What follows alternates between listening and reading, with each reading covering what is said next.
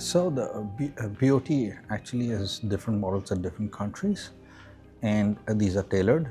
The ones that we are doing in India is we're doing it typically for our engineering design services for one of our global clients. So we have teams which are working, reporting to the client there.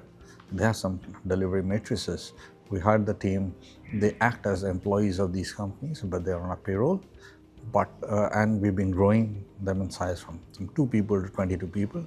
We will probably see this grow longer. The BOT model, so that's the build and the operate part of it.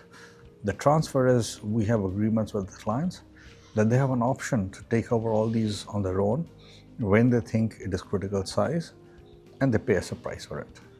So that will be build, operate, and transfer. And increasingly, we are also seeing that this is becoming important when companies are sending global competence centers in India. That's a market we want to enter as being a service provider for GCCs, maybe for finance, maybe for accounting, maybe for HR. And these are company-specific teams that will work, grow in size, and the company has the option to buy them back.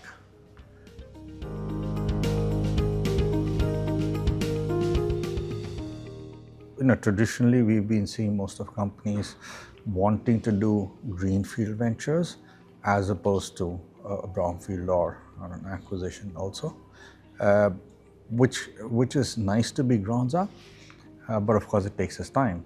But having said that, there are many companies, international companies, who want to go greenfield purely from the perspective that they do not have current partners who map the level of technology that we want to map, or the level of expertise which is needed to produce a product which is identical to what is being produced in Germany, France, or other markets. Yeah?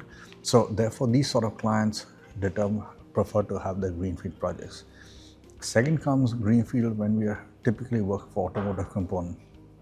The automotive components, the specification is extremely high. So if you have, for example, Volvo buying something from a client in Sweden, when they come to India, they want that same vendor to have exactly the same facility in India.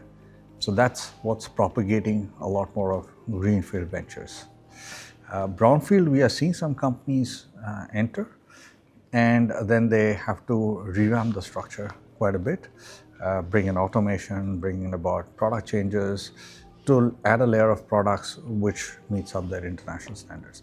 But of course, they have products which they're also seeing which are more cheaper and which are more localized for a certain segment of the market.